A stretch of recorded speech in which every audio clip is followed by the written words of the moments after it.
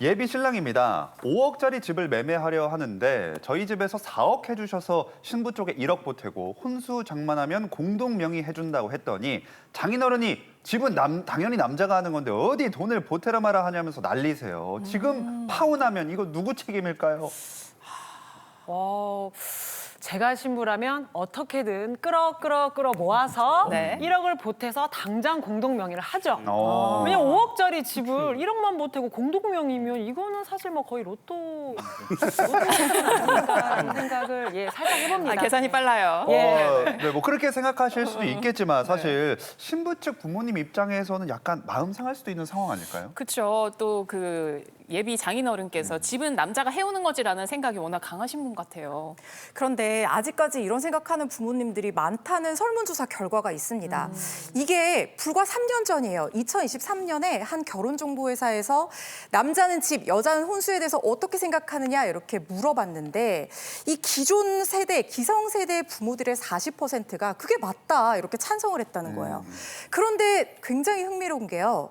이 미혼 자녀들은 80%가 요즘 그게 무슨 소리냐. 그건 옛날 말이고 요즘은 각각 합의를 해야 된다. 이런 식으로 응답을 했다는 겁니다.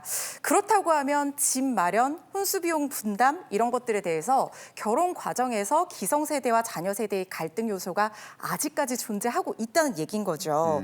이 사연에서도 장인어른께서 좀 우리 젊은 세대 생각 변화를 좀 잘 이해를 하셔야지 뭔가 파탄으로 가는 거를 좀 막을 수 있을 것 같다는 생각이 듭니다. 네.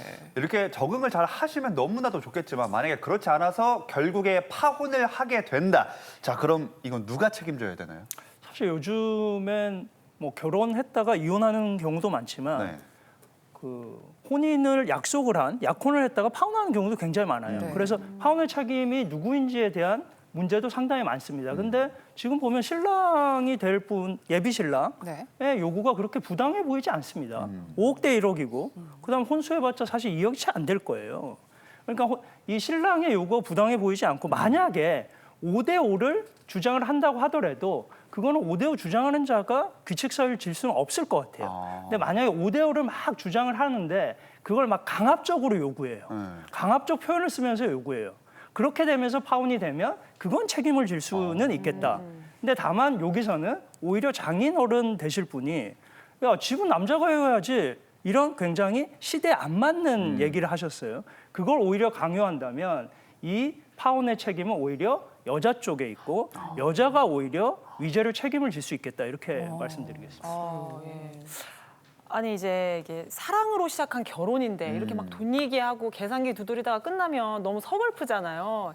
이제라도 이 두 분이 이제 좀 갈등을 쫙 봉합하고 식장에 들어가려면 어떻게 해야 할까요? 간단하죠. 4억밖에 못 만들면 4억 정도 예산에 맞는 집에 들어가서 살고 부부가 맞습니다. 공동으로 노력을 해서 집을 키워가시면 됩니다. 맞네요. 그게 아니라고 하면 꼭 내가 지금 5억짜리 집에 살아야 된다. 그러면 1억을 대출받아서 같이 갚아나가면서 부부 재산을 또 키우는 그런 방법들도 있겠죠. 그런데 집은 당연히 남자가 해야 된다. 이거 옛말이거든요. 그리고 이 신부도 이렇게 4억이나 해주시는 거에 대해서 너무나 감사해야 된다. 그리고 내가 혼수 잘해가겠다. 이렇게 좀 설득하고 서로 갈등을 원만하게 해결해 나가려는 그런 노력을 보일 필요가 있을 것 같아요.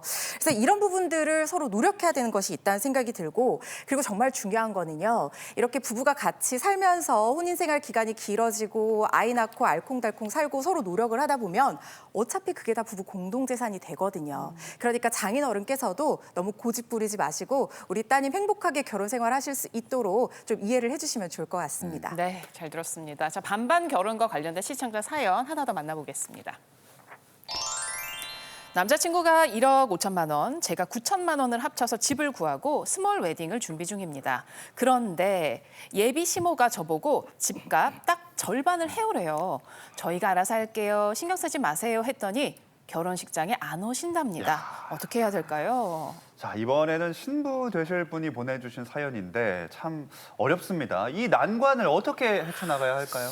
예, 그렇죠. 이제 이런 일이 많이 생길 겁니다. 결혼을 하다 보면 가문과 가문이 만나니까 부모님의 기대가 있을 것이고 또 그 예비 신랑 신부의 어떤 그 생각과 계획이 있을 건데 살아보니까 생각대로 되는 일이 그렇게 많지는 않더라고요. 근데 이제 이럴 경우에는 이제 원만하게 좀 합의를 좀 하는 게 좋은데 이때는 예비 신부가 할 수 있는 일은 개인적으로는 저는 없다고 봅니다. 왜냐하면 자꾸 이미 감정 싸움이 되기 때문에 이럴 때는 당연히 아들이 좀 나서서 수습을 하면 좀 좋겠다. 근데 아들이 나서 수습하는 방법도 어머니를 잘 설득을 해야 되는데 아들이 어머니를 설득할 능력이 있지는 않아요. 그래서 어떻게 해야 되냐면 약간 감성적인 접근을 해야 되겠죠. 엄마 나 결혼할 거야, 도와줄 거야 이러면은 엄마가 싫어할 겁니다. 결혼 못 할 거예요. 왜냐면은 우리 애가 괜찮았는데 애를 잘못 저렇게 됐다고. 그럴 때는 감정적으로 엄마 힘들지?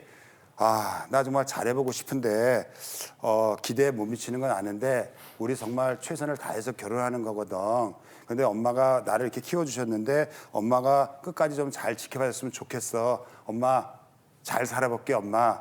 이러면 어머니가 넌지 돌아설 가능성이 있으니까 이럴 때는 아드님이 감성적으로 접근하는 소통을 쓰시면은 굉장히 좀 원만하게 해결할 수 있다라고 제안을 드립니다. 네, 네.